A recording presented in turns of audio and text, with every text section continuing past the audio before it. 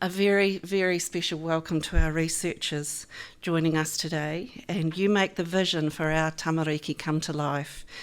Through you, we stand on the shoulders of giants. But I'd like to acknowledge one very mighty totara today, Sir Bob Elliott. While Sir Bob passed away this year, his legacy in founding Cure Kids almost 50 years ago was his proudest achievement. And today we very much see his vision come to life. Thank you for all your inspiration, Sir Bob. We have nowhere to hide now. So together we should be so proud of what we've achieved in the past 49 years and the huge impact that we've made on child health. This year, despite being an unusual year, Cure Kids has made a record investment of over $8 million in research. And we'll hear about those really exciting projects this morning. In addition, we've got some amazing projects in the pipeline in collaboration with researchers around both New Zealand and the Pacific, which is really exciting. But there is so much more we can do, and we can only advance this vision with the unwaning support that you give us. You're the enablers. So thank you to our wonderful, wonderful partners. We won't give up on the children who need our help. Thank you for staying with us in the waka to truly make a difference to the health of our tamariki with big research for little precious lives. Kia kaha. And now to set the scene on the wonderful impact that your generosity enables, allow me to introduce little Ben. Huri noa e te whare, tēnā koutou katoa.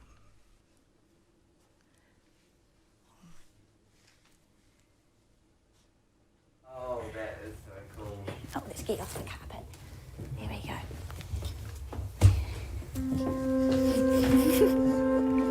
Go.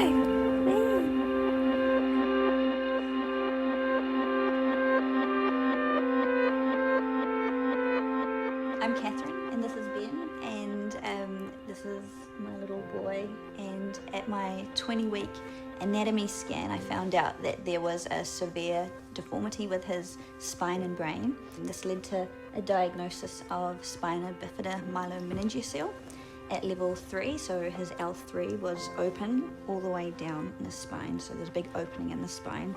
And he also has hydrocephalus, which is the swelling of the brain. So he was our second little baby, and I guess we were so surprised. I mean, you go to these scans and you only really hope for the best and a healthy little baby, and you get told that there's something really wrong with their brain and their spine. You don't really want to hear, so it's an incredibly stressful time.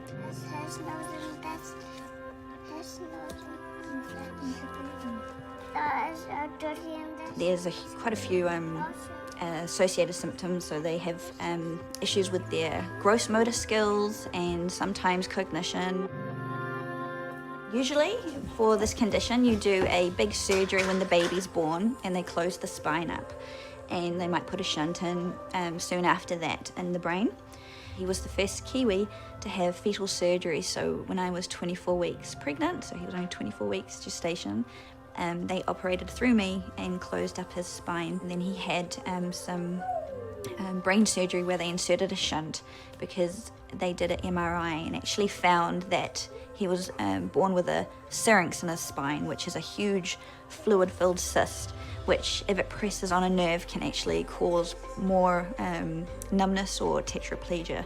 So that was put in when he was 34 weeks, so he was a week old at that time. So quite big surgery for a little tiny baby. He uses a lot of energy to walk and use those muscles. It's just tiring for him. He has to think about every step he takes, every little movement it takes to walk or to move. When we walk, it's nothing. To him, it's like a marathon. So he's like doing a marathon nearly every day, trying to get these muscles going. Hydration is super important for his bladder. So we've got to keep him, he has to have a lot of water so that it's constantly clearing itself. He only drinks water, I mean, sometimes milk, but no, it's water. So water is super important. There's not a lot of spina bifida in New Zealand. Most people terminate. So because of that, there's not a lot of material or people to kind of go to. And we've had so much help from Cure Kids and from just the medical industry here. It's just nice knowing that, yeah, in some way someone's kind of been through something similar and you can talk about it and just see their beautiful children from all walks of life. They give us, like, our little family hope, basically. The platform that they can provide for just awareness and like spina bifida and hydrocephalus and all these other conditions, all these other kids and families. If we can get like one investor or one researcher just to show some interest in a particular area, you know, the sky's the limit with what can be done with these children. So thank you. Thank you for hanging. Thank you for hanging. Hanging out with me. Hanging out with me.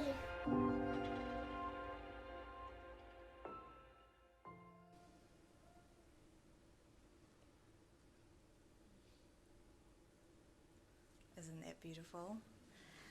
So these are some of the stories that inspire us at Cure Kids to keep supporting and enabling researchers to do their incredible work.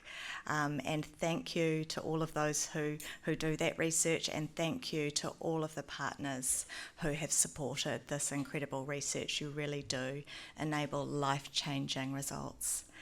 So without further ado, I'm going to introduce our first speaker, Professor Sally Merry, who is the Duke Chair at the University of Auckland and whose specialist field is child and adolescent mental health.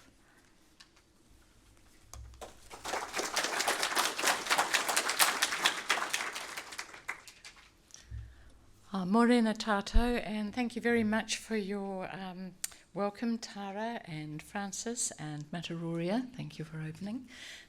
Gives me a great deal of pleasure to give you a little snapshot of the work that we've been doing.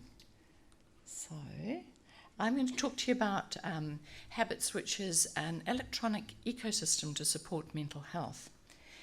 And I'd like to acknowledge our kaumātua who has stepped every step of the research way with me since the 1990s, Rauuri Wharamate. This is not my research. This actually comes from the Youth 2000 series, and I think highlights the problem of mental health in our young people. We've increasingly realised how common mental health problems are.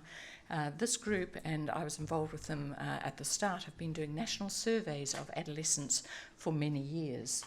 And one was done in 2019 before the onset of COVID. And what we've found is that there's quite concerning rates. We've known about the problem of adolescent depression for many years. We know that it's common. It affects about a fifth of women, young girls. And we actually found that the disparity had actually reduced between 2007 and 2012.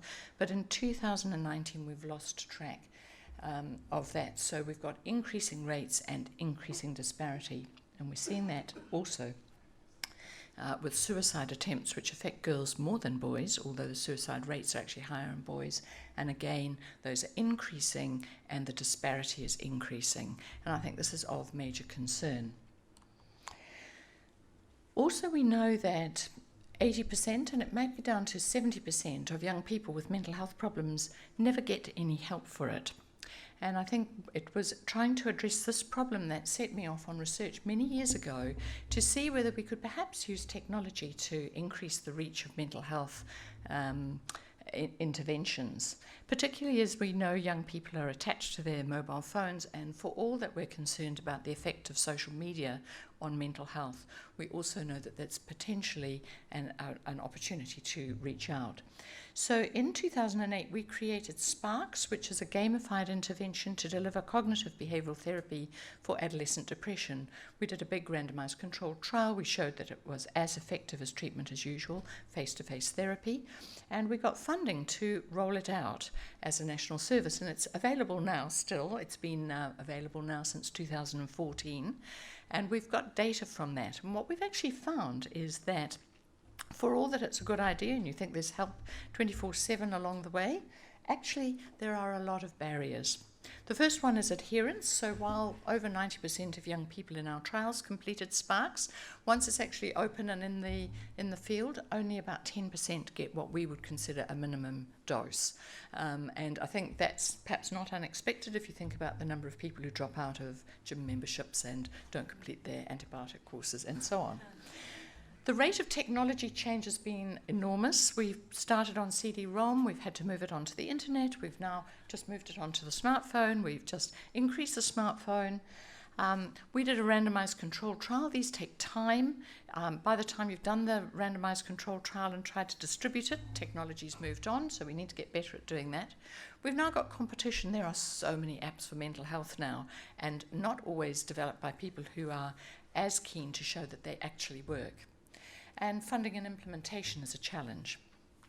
So to address this, we've actually started a project called Habits Health Advances Through Behavioural Intervention Technologies, with the idea that we could create a digital ecosystem for child and youth mental health to address some of these barriers. This is co-funded by National Science Challenge and Cure Kids.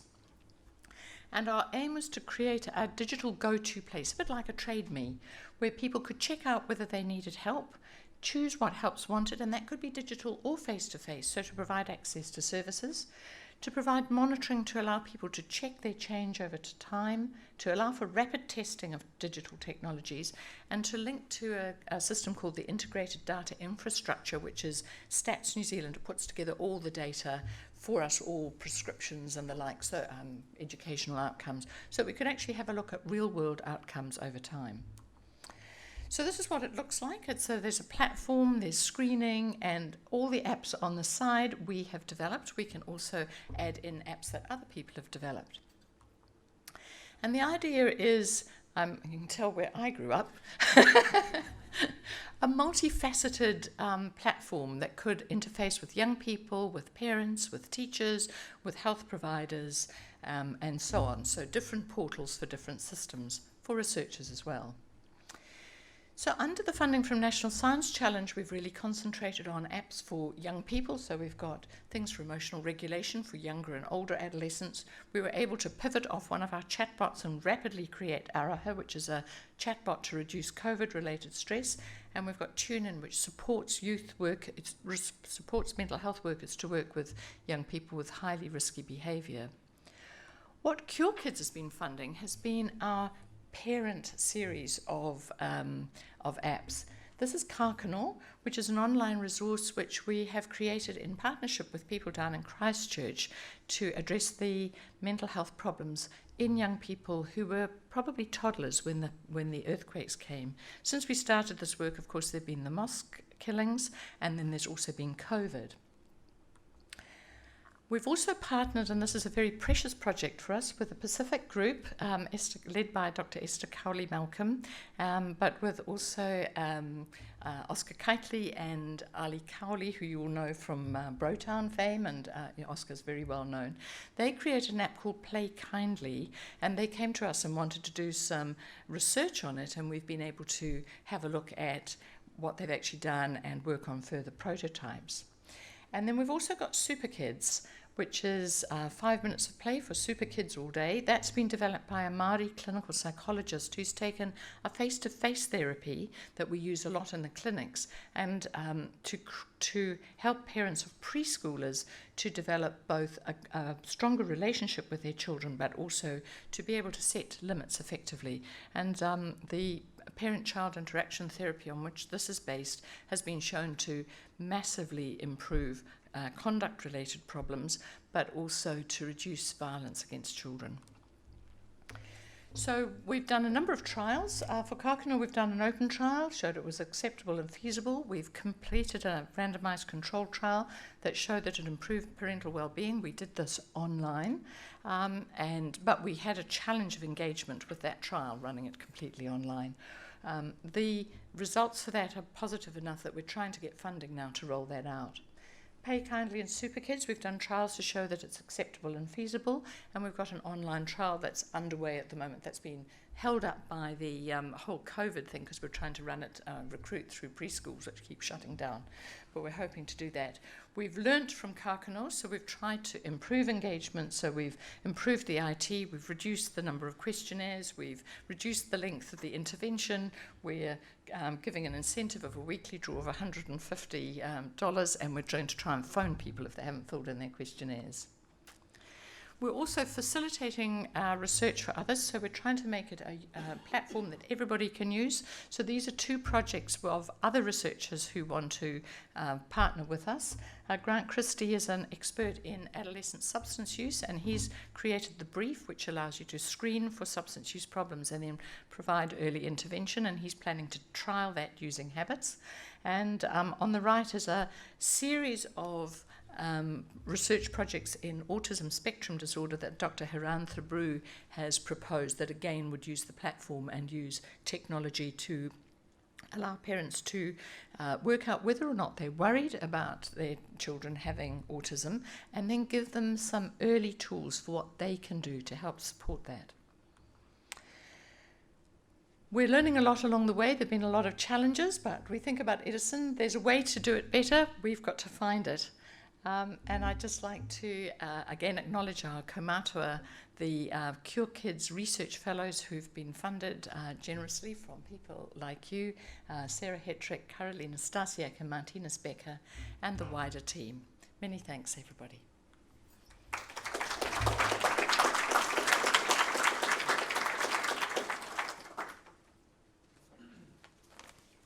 Thank you very much, Sally. It's incredible research. Can I introduce our other Cure Kids professor here in the room? So our chair, Stuart Dalziel, works here in Starship and in the emergency department, and works on respiratory health.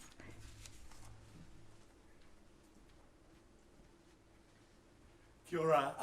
Thank you, Tara, for that lovely introduction. I do indeed have 2 jobs. I work here at the university where I'm the Cure Kids Chair of Child Health Research, but I work over the road in the emergency department at Starship where I'm a paediatric emergency physician. And so for those of you who bring your children or your grandchildren to Starship, I'm part of the team of doctors and nurses that will see you, be that 11 o'clock on a Friday night or 11 o'clock on a Monday morning. And for those of you who have come to the emergency department, you'll know that a lot of children come through our doors. And in fact, 300,000 children present to New Zealand's emergency departments each year. That's 1 visit for every 3 years of every child's childhood in New Zealand. And that's the greatest interaction that children have with the healthcare system outside of general practice. And it's those who do worse in our health statistics, Māori, Pacific, those who come from our most deprived parts of our community, who present more frequently.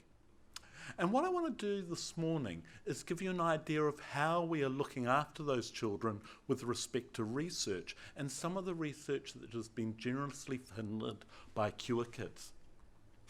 And rather than talk about all the areas, I'm going to focus on just one area, and that's childhood asthma. And childhood asthma is incredibly important in New Zealand. It is one of the highest ranking countries in the world in terms of our rates of childhood asthma. This is not something that we should be proud of. 1 in 7 children in this country take inhalers for asthma. Each year, 3,500 children are admitted to hospital with asthma. And once again, those who do worse in our health statistics do worse in asthma admissions into hospital, 3 times that of other children. And what we really urgently need is research that focuses on prevention of asthma. And one of the things that we could do to prevent asthma is actually potentially avoiding exposure to paracetamol in the first year of life. So the data that I've shown here on the right is from over 200,000 children in 20 countries. And what it is showing is it's showing the relationship between paracetamol exposure in the first year of life and asthma at age 6. Now, you don't have to be a clever statistician to realise that all those little blue dots are over to the right-hand side of that vertical line. And what that means is that in each of those cases, there is increased risk of asthma if you're exposed to paracetamol in the first year of life. But what this data shows is an association. It shows an association between paracetamol in the first year of life and asthma at age 6. An association doesn't mean causation. So it may not be the paracetamol that causes later asthma, it may be why the paracetamol is given. So viral infections, which is the most common reason that we give paracetamol to our kids, may actually cause the later asthma. So in order to tease this really important question out, what we need to do is a randomized controlled trial where we take a bunch of children and give them paracetamol to their parents so that whenever they get a fever or pain and their parents want to give a medication, they give paracetamol, and another group of children where we give them, and we've got an alternative medication that we can use, which is safe, ibuprofen. And that's exactly what we're doing in children who are born in Auckland and Wellington. Nearly 4,000 children in a study which is going to span a decade and following those children up for 6 years to answer the important question. And this will really be a first in the world study to look at this, and potentially by telling parents simply to use ibuprofen rather than paracetamol, we could potentially reduce asthma by 20%. So what do we do when the kids have asthma? How do we actually prevent them having an emergency? How do we prevent them coming into the emergency department, going to general practice? Well, over 50% of children who are treated for asthma use just one inhaler, and that's known as Ventolin or salbutamol. And what that medicine does is it very quickly opens up the airways, and the children take the medication when they are breathless or when they are wheezy. There's an alternative medication that's available, and this is a combined inhaler that includes a medication very similar to salbutamol, but it also has a steroid medication associated with it. And what that steroid medication does is dampen down the inflammation associated with asthma. And in adults, if you use that combined inhaler, your emergency presentations to the emergency department and to general practice are halved. And it's so overwhelming that this combined inhaler is actually recommended in all adult international guidelines. But we have no evidence whatsoever in children.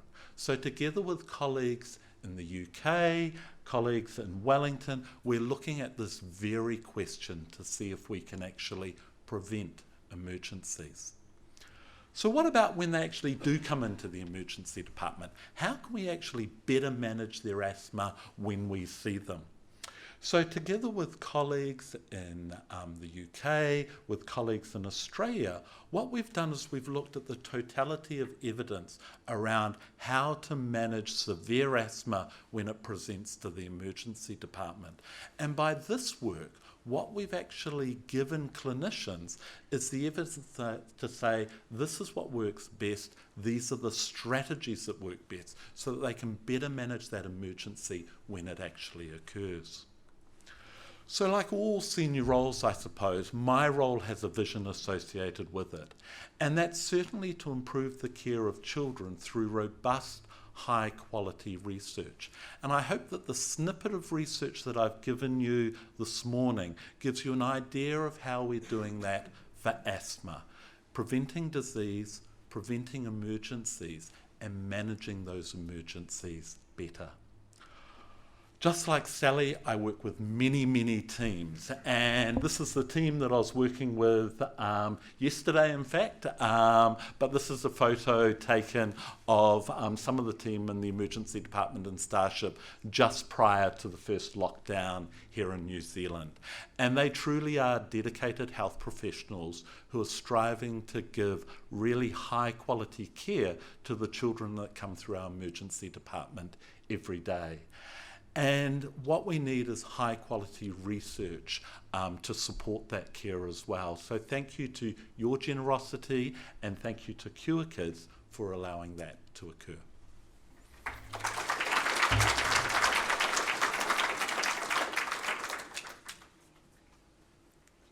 Thank you, Stuart. I think you can see the calibre of our chairs and why we're so proud to support them. The next speakers are also very excited. It's exciting because we have a big announcement today. We are about to fund a huge program of research into rheumatic heart disease, which, as you know, is a real scourge on New Zealand children, and particularly on our young Māori and Pacifica children and young people. So Anneka Anderson and Rachel Brown are involved in a project, and I'd like to bring them up to talk about it.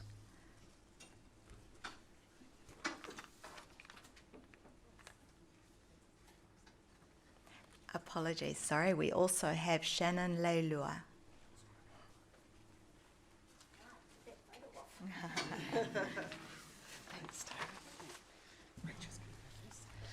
Kia ora koutou katoa, ngā mihi mahana ki a koutou. Where's Rena? I just wanted to say, when you put 5 minutes on the agenda for Māori, that doesn't work, so just FYI. So, I've got to work this thing. Yeah.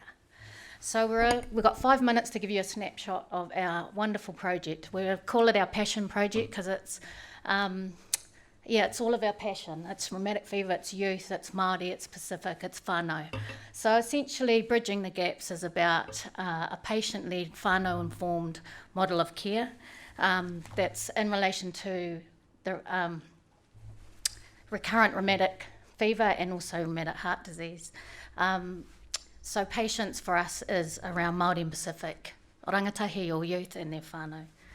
It builds on existing research, and you can see we have extensive collaboration, so we have a wonderful team.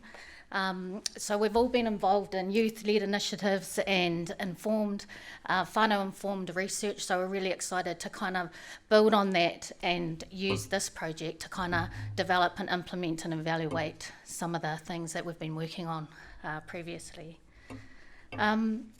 So our extensive collaboration and our team members, I thought Julie Bennett, actually, Dr. Julie Bennett was going before us, so the agenda had changed quite a bit. So I just want to introduce, it's a huge collaboration given that there's two universities, a PHO and DHB involved. So we have an extensive team. Dr. Julie Bennett, who's around here somewhere, maybe, is an important part of our team, and she's also been funded for research as well.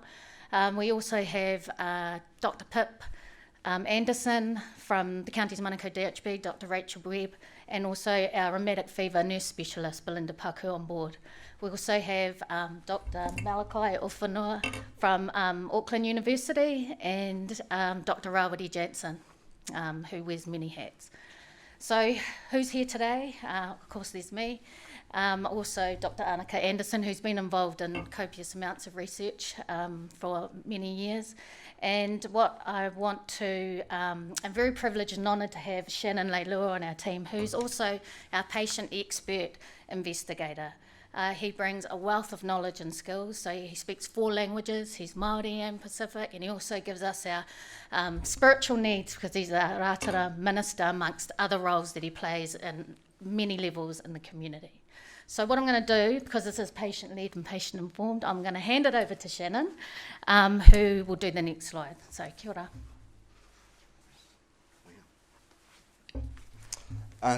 Kia ora koutou, talofa lava, o le whakmanuia le atua, kia ora na tātou katoa toa I te aroa maatau te atua. Good morning.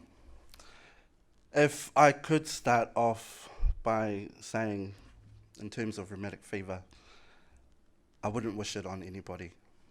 And it's a great opportunity to be here to share my journey, which started back in the early 80s. My father, who is Rarotongan Māori, my mother, who is Samoan Māori, but raised by her parents, grandmother being Māori, and my grandfather being full Samoan.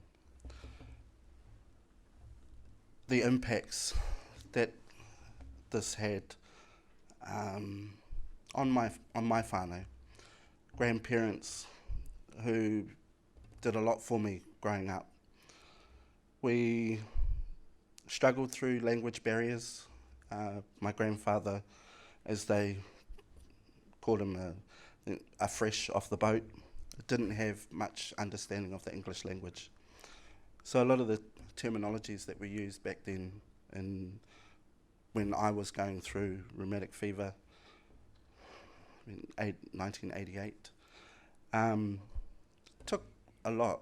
And we talk about the struggles physically, emotionally, and spiritually, what this Māwiwitanga did with my family.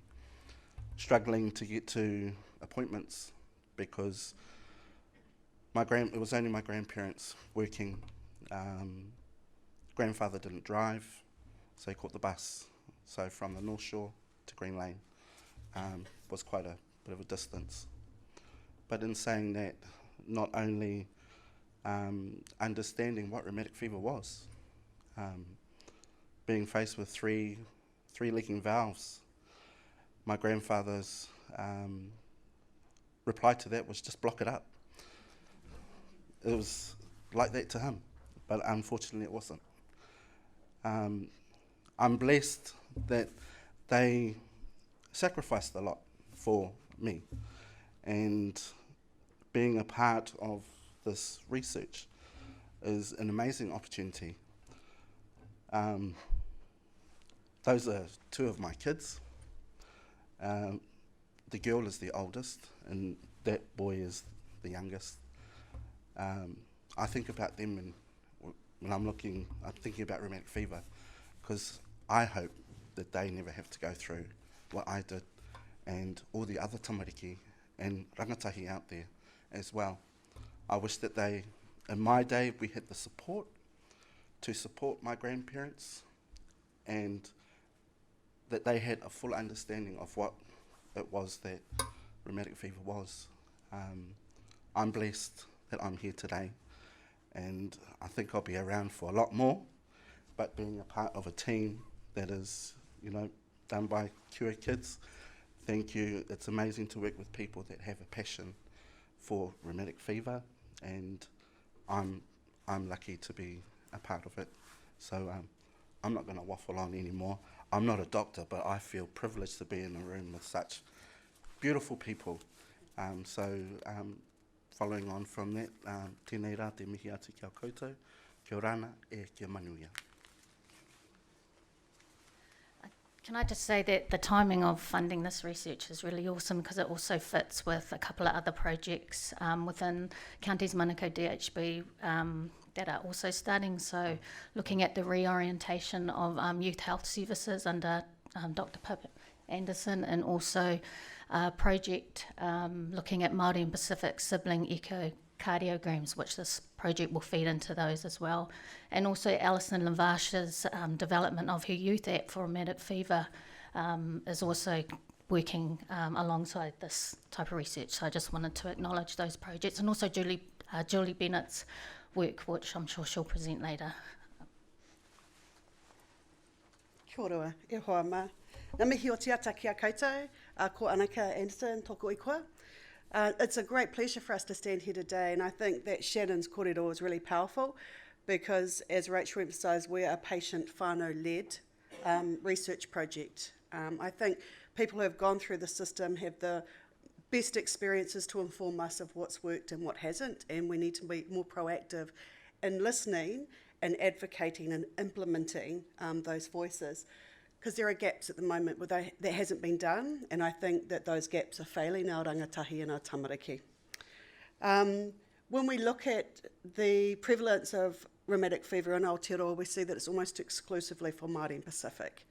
So I think we're seeing a system that's privileging non-Māori and non-Pacific, and we've got to level the playing field by bringing Māori and Pacific to the fore and creating a privileged setting for our rangatahi. There's also gaps for rangatahi within rheumatic fever, particularly for bicillin delivery, and other services. We see that often it's either paediatric or it's an adult service, and rangatahi or youth fall through those gaps quite a bit. This isn't unique to rheumatic fever, and it's something that's come across in previous research from the rangatahi themselves, from whānau, and from healthcare providers. So we want to switch things up a bit now by prioritising rangatahi and making them the experts and the patients and actually listening to them.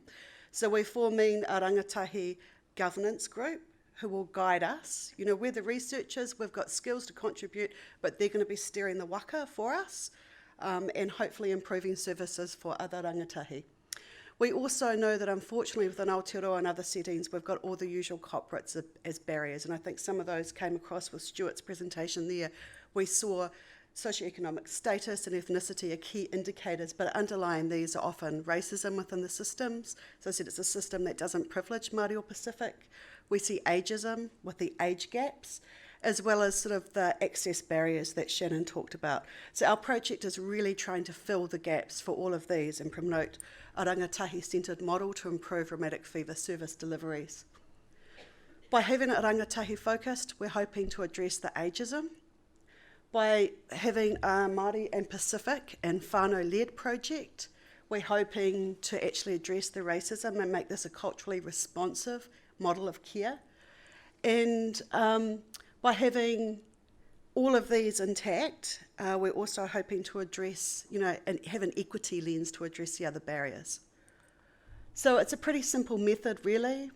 We're going to use the kōrero from our rangatahi and from healthcare professionals to inform the model.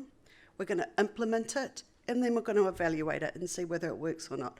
And if it does, we think that this could be a fabulous model to implement across rheumatic fever services nationally. Hi. Kia ora mai tātou.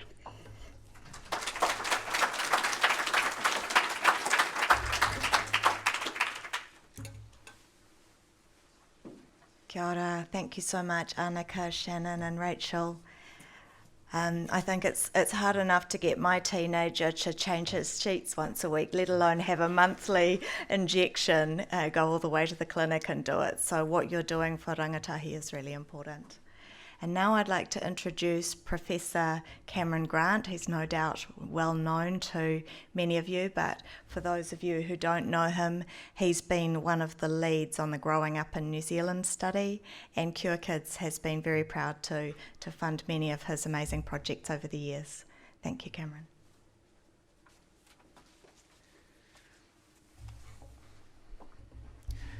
Tēnā koutou katoa. No koti rana o ku mātua te puna. He pakiha aho. I whanau mai aho ki o tautahi. I tipu ake aho ki o tautahi.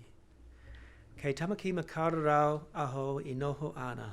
Ko Cameron Grant tōku ingo. Tēnā tātou koutoa. So thank you very much for the opportunity to briefly present on a project from Growing Up in New Zealand. This project focuses on obesity. And I'm presenting this on behalf of all the other investigators on the project shown on this slide. This project was funded by Cure Kids and by the National Science Health Challenge. The 2018-19 National Health Survey showed that 11% of New Zealand children aged 2 to 14 years were obese. As shown on this line graph, you can see that over the past decade, between 10 and 12% of children every year are identified as being obese. The prevalence of obesity is higher in Māori than non-Māori, and higher in Pacific than non-Pacific. It's also higher in children living in the most compared to the least deprived quintile of households. Obesity begins very early in life, As shown again from the National Health Survey, 8% of children aged 2 to 4 years are obese in New Zealand. So the objective of this project was to identify modifiable risk factors which play a role in early childhood obesity by investigating their contribution to obesity in the preschool years. This project was completed within the Growing Up in New Zealand Child Cohort Study. Essential design features of this study is that it enrolled during pregnancy, both mothers and fathers were included, and it had a sample that was ethnically and socio-economically diverse. Babies with a birth date between April 2009 and March 2010 were eligible, and 11% of the babies born in New Zealand during that recruitment period were enrolled into this cohort. At birth, the cohort closely aligned to the national birth cohort from 2007 to 2010. To be eligible, a pregnant woman had to be living in the region defined by the Auckland, Counties Manukau and Waikato DHBs. So 6,822 pregnant women and 4,401 of their partners were enrolled. The 6,853 children born to these 6,822 women form the child cohort. We had retention of 94% of the cohort at age 2 years and 90% at age 4.5 years. As shown on this slide, the cohort is ethnically diverse, with the cohort children having greater ethnic diversity than either their mothers or fathers. 20% of the mothers and fathers and 1/3 of the children identified with more than one ethnic group. At age 4.5 years, the cohort included 1,522 Māori children and 1,263 Pacific children.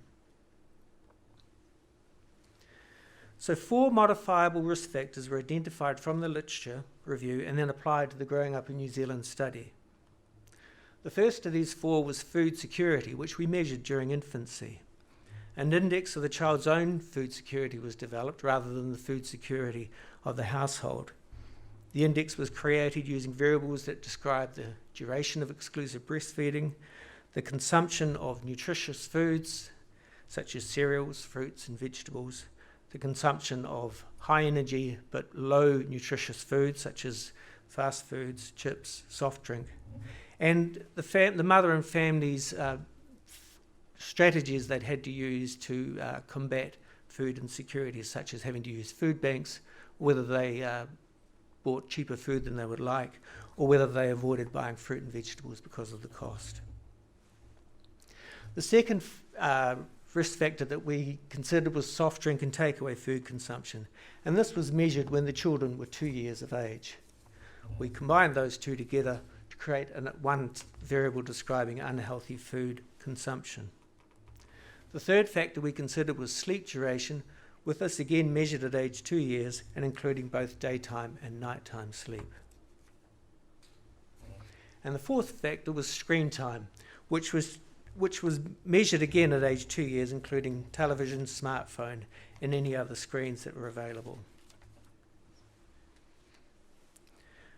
Obesity was defined using weight and height measured by trained interviewers when the cohort children were 4.5 years old, using a standardised protocol and standardised equipment. We used International Obesity Task Force cut-off points to define obesity. As shown on this slide, the prevalence of obesity at age 4.5 years was 8.6%. As the bar graph shows, the prevalence of obesity varied between ethnic groups, being lowest in children of Asian ethnicity and highest in children of Pacific ethnicity.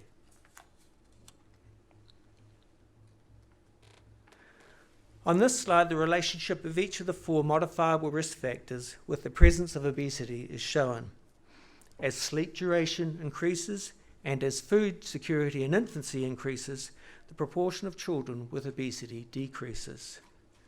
As screen time increases and as consumption of unhealthy food increases, the proportion of children with obesity increases.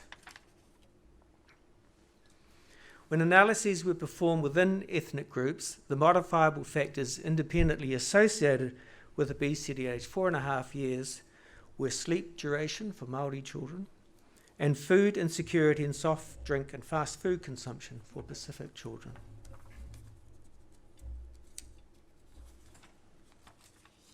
On this slide, the relationship of the number of modifiable risk factors present with the proportion of children with obesity is shown. As you can see, as the proportion of children with obesity increases as the number of modifiable risk factor exposures increases. If the relationship of each of these modifiable factors with obesity is causal, then removing exposure to all 4 of these risk factors would result in a 43% reduction in obesity in the cohort at age 4.5 years.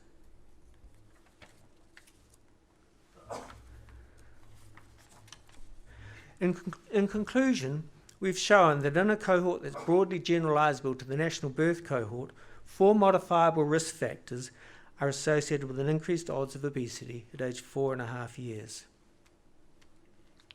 How do we address each of these factors? Addressing food security requires policy which enables breastfeeding and secures access to nutritious food for pregnant women and young children. Sleep duration, screen time and takeaway food soft drink consumption are all factors that are potentially amenable to family-based interventions. Of note in this cohort and in a separate but related project, dietary factors were also the key risk factor for the presence of dental caries at age 4.5 years. So our next steps are to investigate the factors that are associated with changes in obesity between age 2 and 4.5 years, so we can focus even earlier. And secondly, to explore the contribution of family functioning and of rules and structures related to sleep, screen time and food to the risk of obesity at age 4.5 years. So I'd like to thank Cure Kids, the National Science Challenge and all the families in Growing Up in New Zealand and the Growing Up in New Zealand team, and acknowledge the contribution of all of these groups to this project. Tēnā rawa atu koutou. Thank you all very much.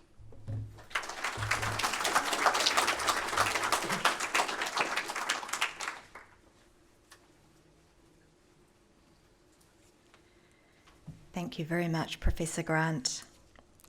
So next I'd like to invite Jacinta Fa'ali-Fido and Mataroria Lundon to talk about their work on respiratory health.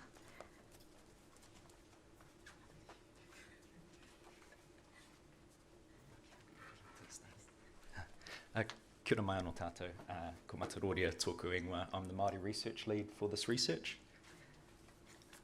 Kia ora koutou, talo whalawa. I'm Jacinta Fa'ali-Fido, Managing Director for Moana Research, and Managing Director sounds really flash, but the reality is my team organised me, tell me where I need to be and what to do, and I've been on study leave for 2 weeks, and this is my first day back, and I was told to be at the School of Medicine at 7:30 to give a presentation, so this is me following orders and behaving myself and hopefully not stuffing it up.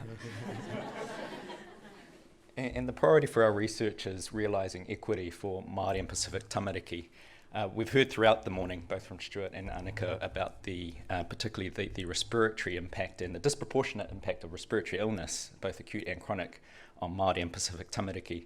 We also heard some of the explanations or factors that influence health from Anneka around social determinants, access, patient or whānau experience of health, cultural responsiveness, and also racism within the health system. And our aspiration for this research is to realise the aspirations of Māori and Pacific whānau and communities for tamariki, for child respiratory health. This project actually arose last year at a workshop at Counties Manukau DHB, which was facilitated and led by Cure Kids in partnership with Fisher & Paykel Healthcare. And there was also a number of clinicians in the room at the time, Stuart and Professor Cameron Grant, iwi leadership from Mana Whenua, and also academics. And one of the outcomes of the workshop was a roadmap around the need for further research in child respiratory health, and particularly the need for Māori and Pacific-led research, and for greater whānau-led research too. And hence we're here today as a result of that partnership.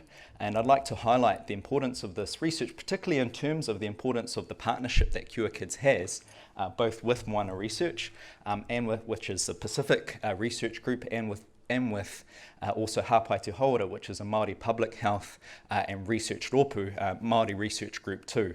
And so it's significant to have Māori and Pacific research led by Māori and Pacific groups. And I want to thank both Cure Kids and Fisher and Paykel Healthcare for this opportunity, for this partnership to make this research come to fruition.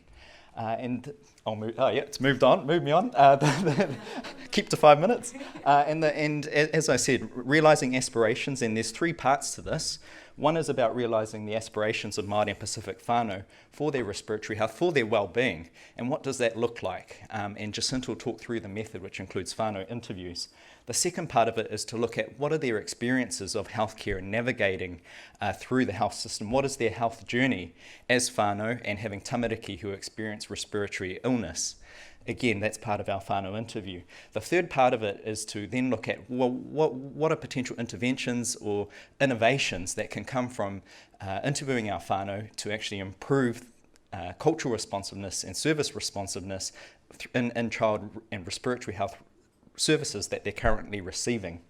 And lastly, we wanted to also form a future research agenda for Cure Kids for further investment. And so we've developed a systematic review to specifically look at the current research into Māori and Pacific child respiratory health. So there's 3 elements, 3 goals: whānau aspirations, improving the health system and cultural responsiveness, and then setting a future research agenda. I'll hand that over to to Jacinta now to carry on. Kia ora. Kia ora. I do want to acknowledge Fisher and Paykel, who are, I believe, the co-funders for this project. And I guess it would be easy for them to just say, we want research into how we could get more asthmas out there, asthma inhalers out there. But actually, as a corporate organisation, they really did want to privilege the voices of our Māori and Pasifika whānau, our families, and also our children. So when Cure Kids approached us, we came up with a study design that actually looked at both Māori kaupapa research models, but also Pasifika. The Pasifika model we're using is called the Whaafalitui model, and it was developed by Kiwi Tamasese and Charles Waldegrave from the Family Health Centre, and it is about looking at information within context and looking at not just the voices of our families and children, but also all those who are key players within our health system. And so they have this model, which is the view from the top of the mountain, the view from the top of the tree, and the view from the canoe, which is the closest to the school of fish, who in this instance are our children. And so those in the canoe are our caregivers. Those at the top of the tree we refer to as clinicians, those who are frontline service providers. And also the view from the mountaintop, I guess, are our policy makers and also our researchers who have been involved in respiratory research for a long time. So while we are going to be interviewing caregivers and the children themselves, we've gone through a very rigorous ethics process to ensure child consent as well as parental consent. We will also be getting some context from those who in the health system to put some of that information within, I guess, kind of a journey map. And so, we will be looking at things like life stories, looking at narratives, and, I do nerd out at all of the biomedical clinical research that's presented. It's so wonderful. But for all of this research, there hasn't been a direct correlation to the change that we need within our families, particularly, as you've seen, for Māori and Pasifika. And so it is wonderful to be able to look at what some of our belief systems are, value systems are, because it is the change and the impact that we need at the level of our caregivers and children that will actually go on to make the change. So again, and we only have 5 minutes, so we'll be really quick here. So we have done all we can to be at this point. COVID has, significantly delayed our project, but it did give us a lot to think about around, what we are going to talk to the families about. And I guess the irony is that COVID has actually led to, Professor Cameron Grant pointed this out, a significant decline in respiratory illnesses and presentations at our hospitals. So, there's some good lessons to be learnt there that we'll be talking to our families about, but again, determining what the research priorities are in future. I'll just stop there. But again, I just want to mihi too as well to Anneka, Shannon, and Rachel for the good work that they're doing, because there's a lot of alignment there. But hopefully this feeds into future research. So thank you to Cure Kids. And thank you to our advisory committee, Yes. some of our members who are here today, Professor Cameron Grant and Dr. Stuart Dalziel, as well as other respiratory researchers and mana whenua iwi leaders who are part of the rōpū as well. Kia ora tātou.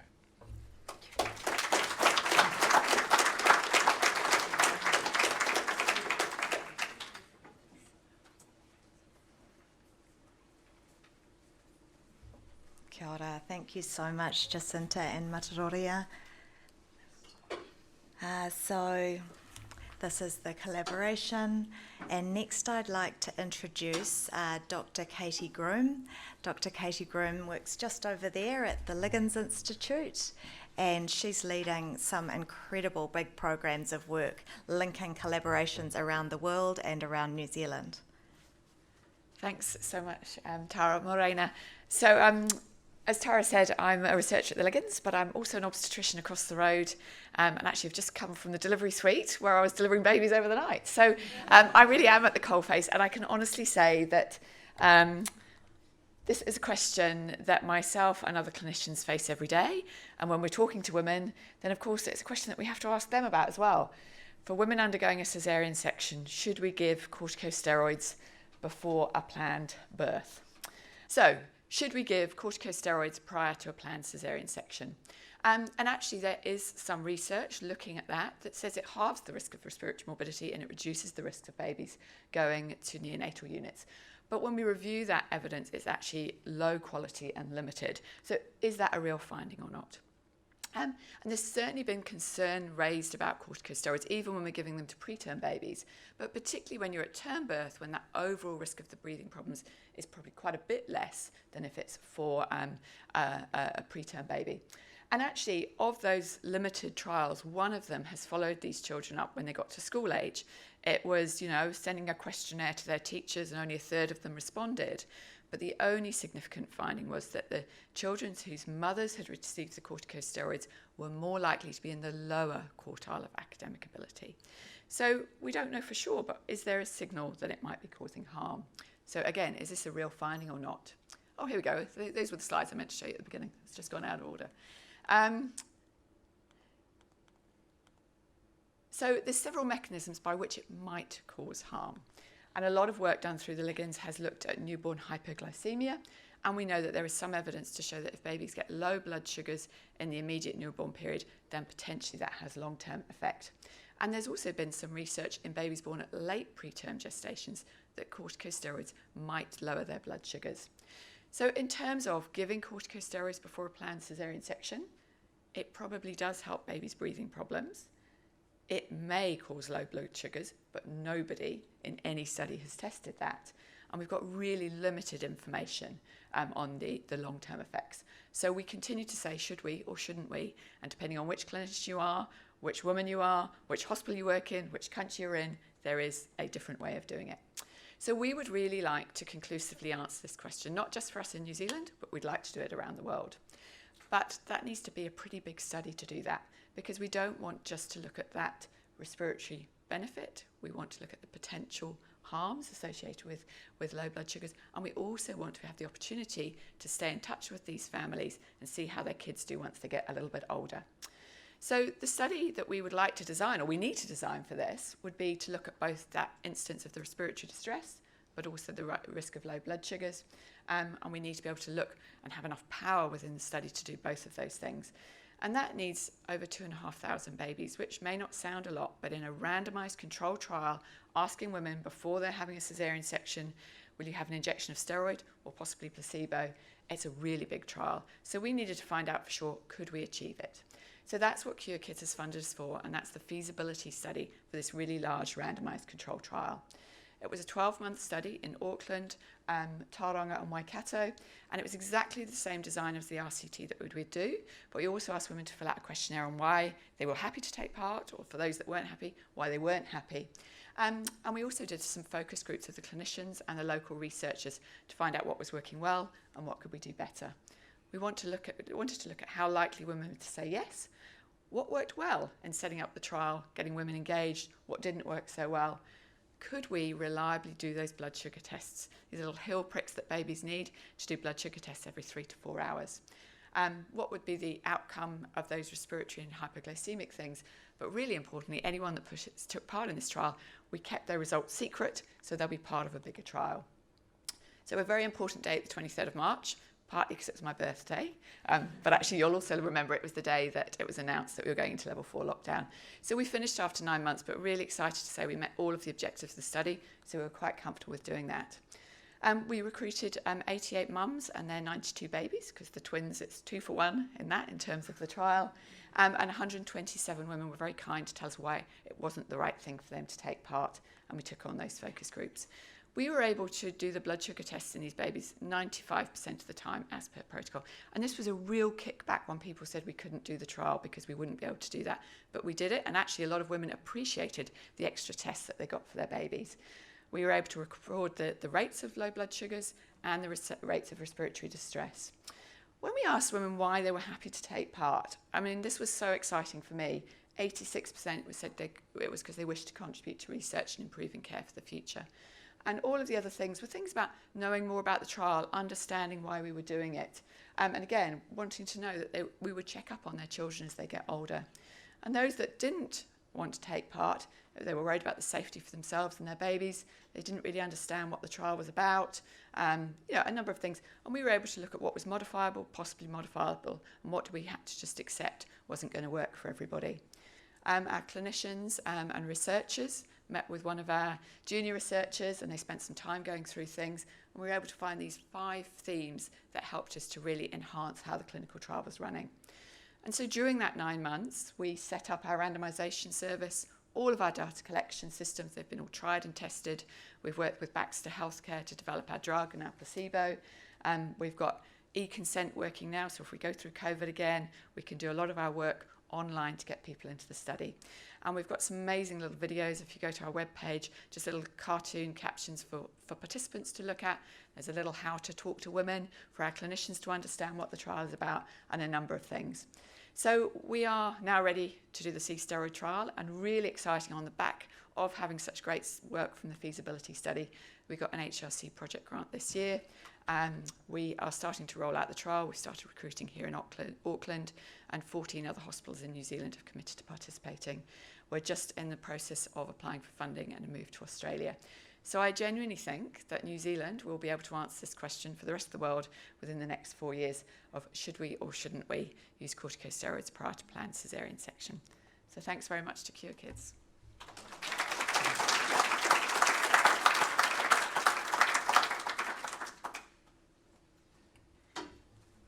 Thank you very much, Dr. Groom. So finally, our final research presentation, and there are thousands we could have highlighted, but this one is another really special one. Dr. Andy Wood to talk about precision medicine in paediatric cancer. Thank you very much, and welcome everybody. What an amazing community to be a part of, hearing all these talks this morning. So what I want to talk about is the Paediatric Precision Cancer Project. And so one of the things that really profoundly struck me when I did pediatrics was seeing children with cancer. And it sort of blew my mind that children could get cancer. It blew my mind how much they suffered. And it stunned me how much we asked these children and families to go through in order to achieve cure. And, on ward rounds, it still strikes me most days that all those things hold true. And so, fortunately, kids' cancers are rarer than many of the conditions talked about today, but they are also more severe. So kids' cancers are different to adult cancers. The leukemias are the most similar, but there's still differences. But what we call the solid tumours are quite different. So kids' cancer research needs to be distinct from adult cancer research is a key point. About 1 in 500 kids under age 15 will develop cancer. So if you think about your kids' primary schools or high schools, you can figure there's going to be a few kids with cancer. What that equates to in our sort of modestly sized country is when you're on call during a week, you'll meet 3 new families where their child's been diagnosed with cancer, and you'll meet 1 child whose cancer's gone away and come back. That leads to, having the highest medical cause of death from about age 1 roughly to around age 50 in most Western countries. So that takes out dramatic causes of death, but it's common. So although it's a rare disease, it is still a severe disease. New Zealand's survival statistics for cancer, they do benchmark internationally. And what that means is that after the time of diagnosis, 5 years after that point, roughly around 80 to 85% of the kids are alive. But that's not the end of the story. Those children may be cancer-free. They may be in a state where I would say the cancer is undetectable, but we know it will come back. But even for the children where things are going well, that is really the start of a lifelong engagement with the healthcare system. And while that benchmarks, those benchmarks aren't good enough. So the best approach when a child has cancer is what we call our classical model.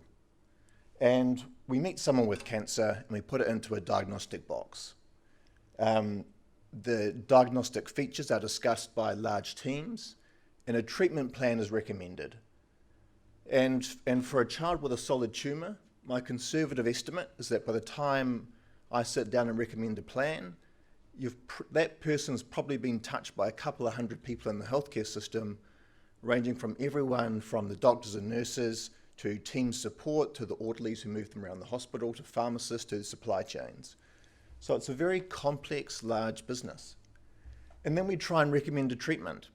And we are lucky in that many of the treatments we provide are based on decades of clinical trials, largely led from the US and Europe. And we can recommend a treatment. But what if plan A doesn't work?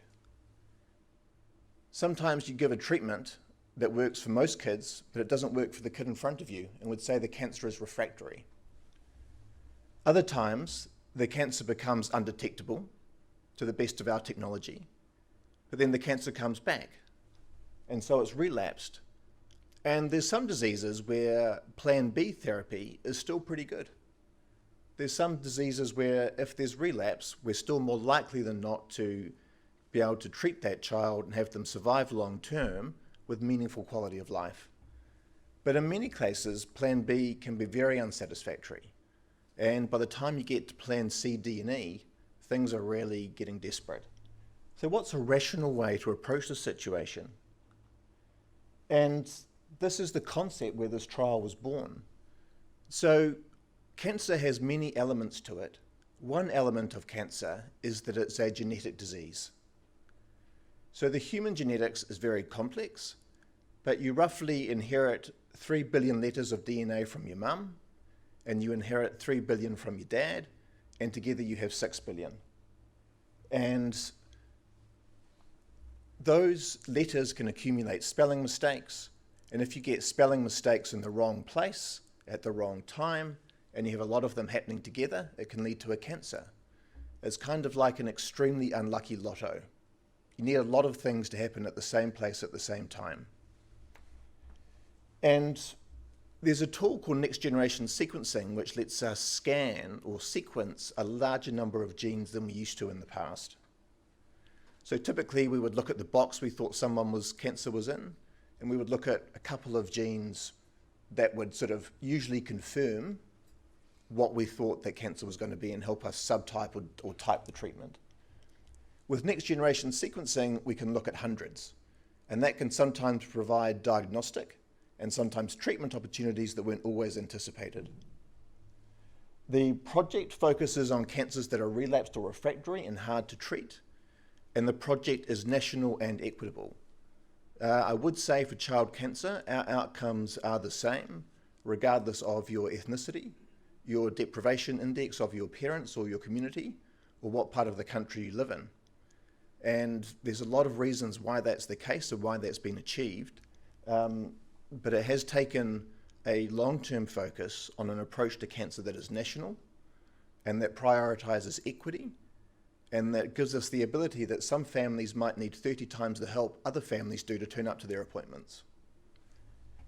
This project embraces those same attributes that helped us to achieve those equitable results, so that we can deliver the philosophy of the National Child Cancer Network, which is the same quality of care regardless of who they are or where they live. We started this project, and at the start we thought a couple of 100 genes would be plenty to do next generation sequencing on. We knew the field would change rapidly. That was expected. It changed faster than many of us anticipated, and faster than I thought, but also faster than people that are much cleverer than me. And we worked out we needed a larger gene panel. And so not only did Cure Kids and Child Cancer Foundation fund us once, they came to the party a second time when we needed to expand along with some other donors. So we got to a larger gene panel that's focusing on around 500 genes, RNA to measure gene expression, whole genome sequencing, which is when you sequence the entire 6 billion letters of DNA, which is a very complex data undertaking that requires some substantial computer and analytical work. Something called the epigenome, which is sort of a layer of control that sits over DNA and tells the cell which bits of the DNA it can use. And we're also going to start doing something that's had some early signals of success, which is when you can take a sample of a child's cancer, grow it in a lab, put some chemo drugs on it, and see which ones work or don't work. And then sometimes you can combine all those bits of information together for a situation where there's very, very little hope. And it's not that often that you have everything really fall into a very nice straight line where everything works. But when the stars do align, it's pretty magical. And what we're hoping is that this project is going to help us, move the needle from 84% at survival at 5 years to maybe 86, 87% at 5 years, working as part of a much larger complex system. So thank you to the funders, Child Cancer Foundation, Lindsay Foundation and Cure Kids, and also Canterbury, where the other Children's Cancer Centre is based, and the university and Starship. So thank you, everybody.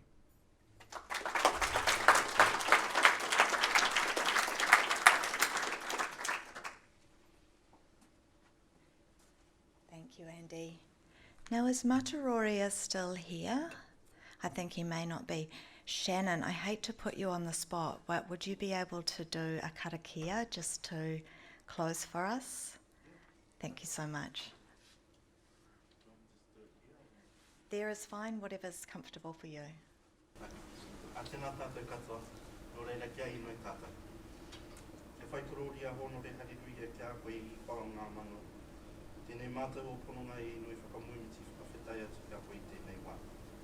Nō reira I wā, kia tono mai o manaakitanga ki tunga kia tātou katoa. O mai kia tātou te taro, kia piki te ora, piki te kaha, piki te māramatanga me te rangi māria ki nungi kia tātou i ngā wā katoa. Nō reira I wā, anei mātou e inoi atu nei kia koe. O te tumanako, kia pai te hai o tātou nei whakawhitiwhiti kōrero ke wainui a tātou I tēnei wā. Nō reira ko tai mātou ki te mutunga o tēnei o tātou nei kuikuina. Nō reira kia pai hoki ta tātou nei mahi ke mui a tātou I tēnei wā. Nō reira I te māngai ngāna hera pono I te tarotoru tapu. Kia whakaungia mai tō mātou aroha noa. Kia pai here te anu mātou ki te rangi māria ki muni ki tātou I ngā wā katoa. O koe anu ki te māngai ke roto hei tautoko kia tūturu pūmau. Aia nei a ake nei. Kia ora tātou. Kia ora, thank you, Shannon. It's really important in this big research for little lives that we include the voices of patients, that we have these incredible researchers who've spoken to you today and who've chosen to do their research right here in New Zealand rather than go off to big hospitals and big salaries overseas. You can see from some of the research that's been presented today, this needs to happen right here in New Zealand for our unique group of children. And it's really important that we make these new technologies on the cutting edge available to kids here, and that we use the very best science to give them that leg up that they need. So a huge thank you to all of the researchers, and you all acknowledged your amazing teams. I would like to do the same thing. Our Cure Kids team is amazing.